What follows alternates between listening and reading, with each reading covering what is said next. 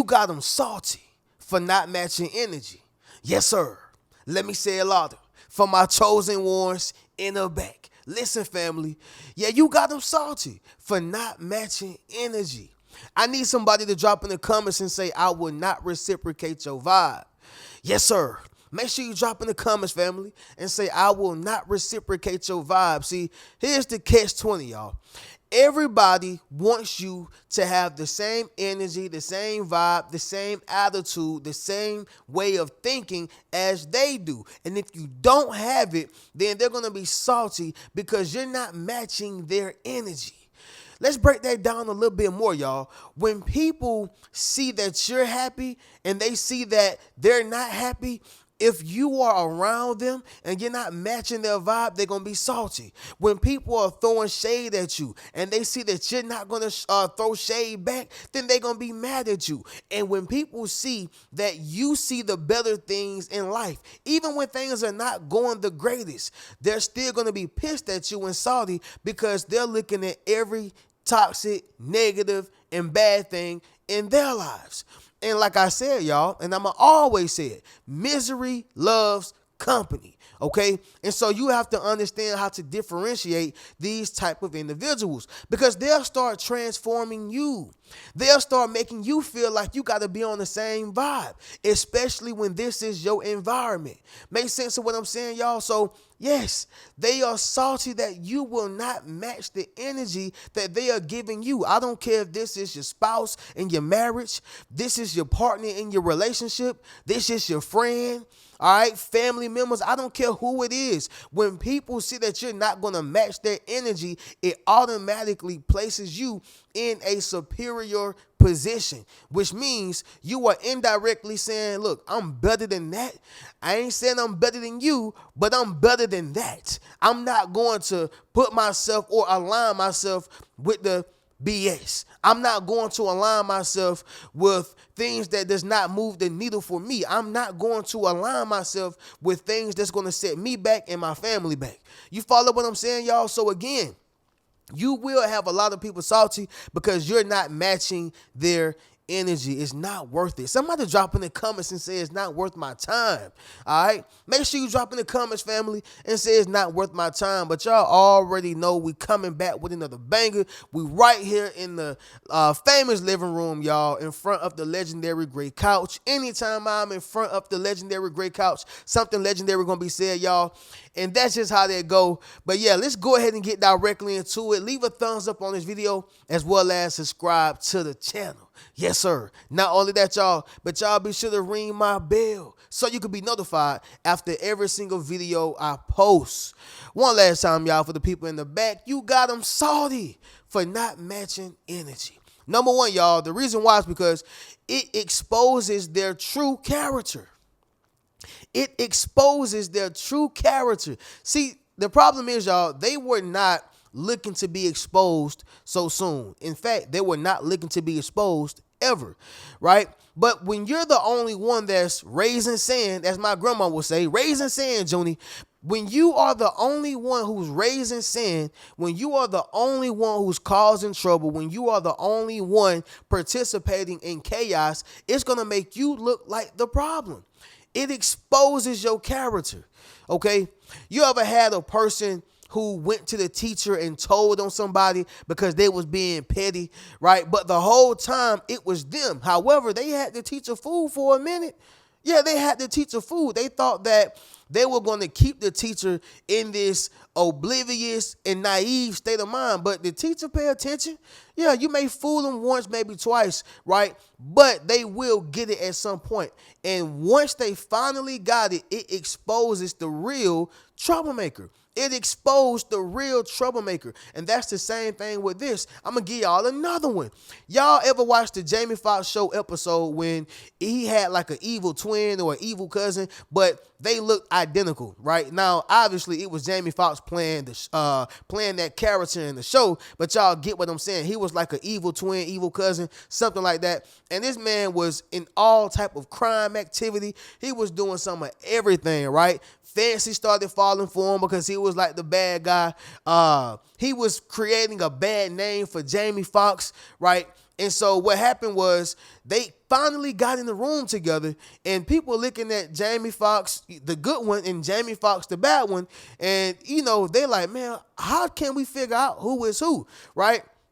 And so Jamie was like, look, man, y'all know me. Come on. And then he started trying to act the same way. But it was something that he did that showed that I'm the real Jamie Foxx, and the other guy just didn't know how to do it, right? And what happened was it finally exposed the true color of, or the true character of, the good Jamie Foxx, right? And so this is what I'm saying. Had he had matched the energy of the guy, obviously they would not have known who the real Jamie Foxx was. So the fact that he did not match that same energy, the fact that he did not, act as a reciprocate of the bad Jamie Foxx, they were able to detect the two. They were able to differentiate the two, rather. And so that's the same thing with yourself. It's going to expose the real.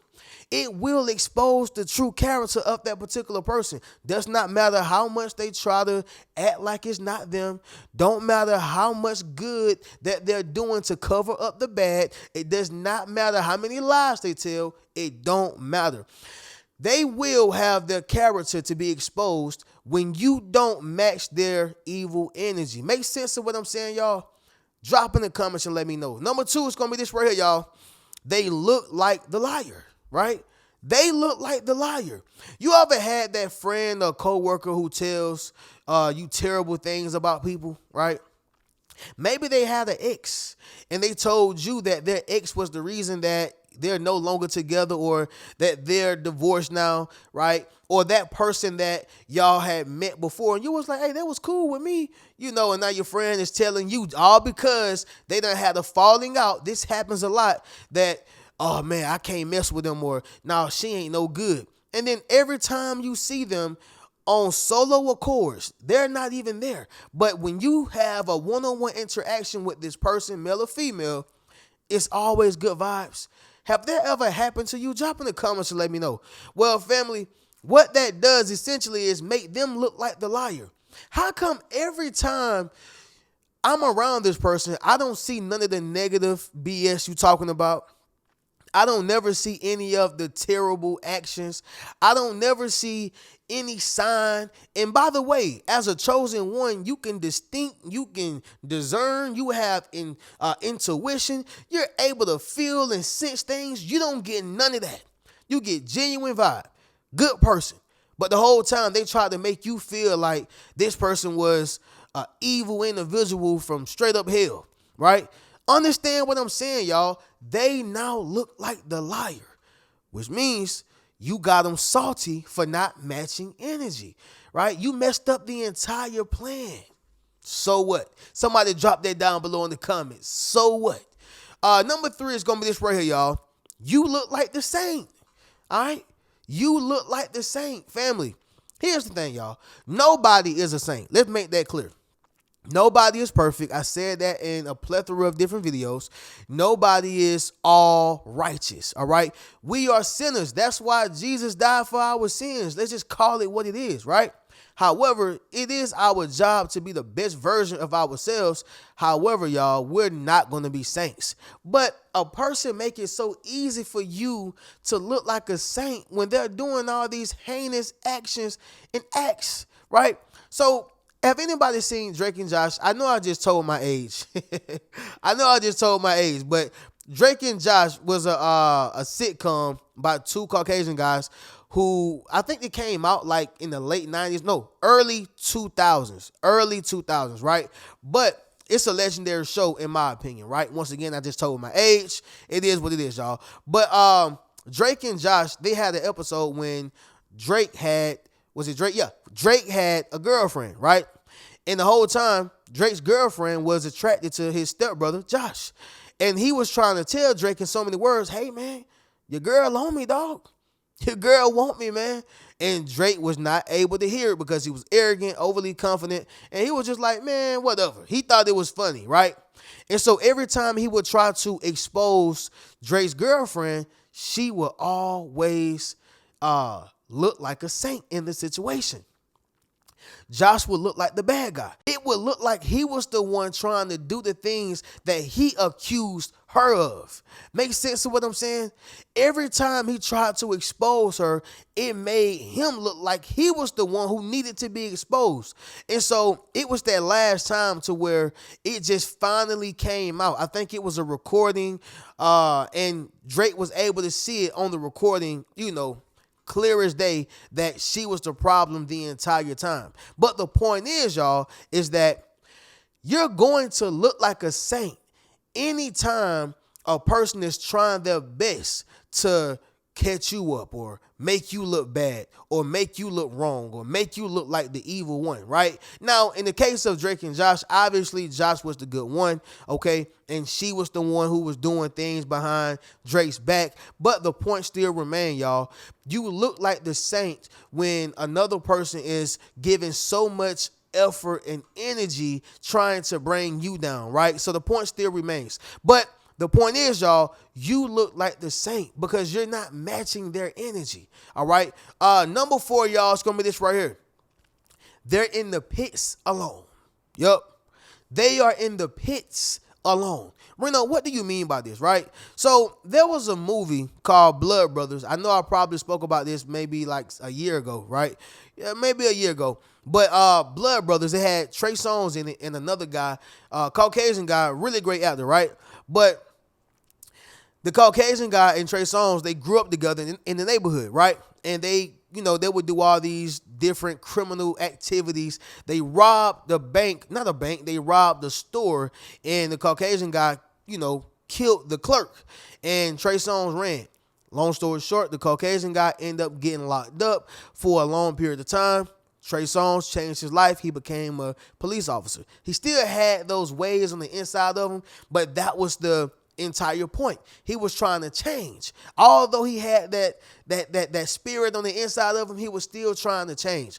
And so what his Caucasian friend, I'm saying Caucasian because I don't know his name, right? But what his Caucasian friend was mad about was because he wasn't matching his energy, right? He wasn't matching his energy. He wasn't used to the good Trey Songz, the good Samaritan, the one who has respect, the one who tries to save people, the one who is noble. He's a police officer now. Last time I checked, bro, we robbed the clerk, right? And I killed him. What you talking about, right? You ain't matching my energy. And it had him really, really salty. So he was just pushing them. I believe he kidnapped his daughter. He was sabotaging his life, just trying to pull that person who he known for years out of Trey Songz. All right. Long story short, y'all, Trey Songz remained strong within the movie. He never allowed him to pull him out of his character or let alone commit, heinous acts as he used to as a kid, right? No more criminal activities. Well, what I want you to understand is, y'all, some people want to drag you to hell with them. Yeah, they want to drag you to hell with them. I don't mean this literally. I'm talking about figuratively. People want you to be in a mental hell, emotional hell. They want you to live in a hell where you are constantly burning yourself alive, trying to survive, trying to figure things out. They want you to constantly be lost and confused. But when you don't give them that, you automatically let them stay in the pits alone, right? Somebody drop in the comments and say, stay in the pit by yourself. Yes, sir. Make sure you drop in the comments, family, and say stay in the pits by yourself. Once again, y'all, they are in the pits alone. You got them salty for not matching their energy, all right? Number 5, y'all, is going to be the last one, very important. Toxic dynamics. Straight up toxic dynamics, all right? Now, before I get into my example, I just want to bring something to the light, right? A lot of times, y'all, this comes from how people was raised, okay? I'll be the first to talk about myself before I talk about anybody else, right? I grew up in a toxic environment, right? I grew up around name calling. I grew up around domestic violence. I grew up around abuse mentally, verbally, emotionally. I grew up around infidelity, cheating. It wasn't my mom. It was more so my stepfather, right? My mom always been a loyal woman. I'm not just trying to make her seem like this saint, but I never seen her, commit adultery or infidelity. Just facts, right? I grew up in a place where it was confusion, right? Not wanting to do too much, but then not wanting to do too less because you'll get called out for it. So I just grew up in this weird environment and things didn't really get better, honestly, until I moved out. It seemed like the older I got, the worse it got, right? And it wasn't even about whoopings and it wasn't even about, getting beat, right, as I did when I was younger, but it was more so about just the emotional stress that it gave you, the trauma that it left me with, right? And so I bring that up, y'all, to say this right here. Normally, people who go through these type of environments, they love a certain type of toxic dynamic in anything that they do, whether it's the job. They gossiping on the job, talking about people on the job, wanting to fight on the job, right? Relationships, man, they want to, have this toxic dynamic in the relationship to where they arguing, they fussing, they fighting, right, all the time. Marriages, friendships, even if they're by themselves, just the things that they decide to watch. Real Hollywood housewives, basketball wives, mob wives, right? Loving hip hop, growing up hip hop. I mean, all these reality shows that is drama based, right? It comes from a toxic dynamic. So what I mean by this is, y'all, when it comes to my example, is that some people love the toxic dynamic just like a toxic relationship, right? That toxic relationship to where they argue, they fuss, they fight, they have sex, make up, do it all over again. Argue, fuss, fight, right? Throw things around in the house, have sex, make up, do it all over again. Don't trust one another, can't stand one another, but still love one another and recite the process all over again. Toxic dynamics. And so when you are in a relationship with a person like this, you have a friendship with a person like this, they're not going to like you and they're going to be salty because you're not matching their energy. So some people just love a toxic dynamic. And when you don't reciprocate or match that toxic dynamic, you're going to have them salty. No matter how good of a person you are, no matter how loving you are, no matter how great you are, no matter how many times you've been there, you just don't serve the purpose of a toxic dynamic. Make sense of what I'm saying, y'all? Drop in the comments and let me know. But yes, y'all, this right here was another banger, y'all. You got them salty for not matching energy. This is real big, especially, y'all, in today's time, all right? But with that being said, family, y'all already know how we do. Y'all make sure y'all go over to the Rich Mentality Academy, join the membership, meet your tribe. Be sure to book a one-on-one session with your boy. Of course, y'all can get any one of my books. And of course, get a Yes Sir t-shirt, family. But I'm going to catch y'all in the next video. Keep a rich mentality. Peace.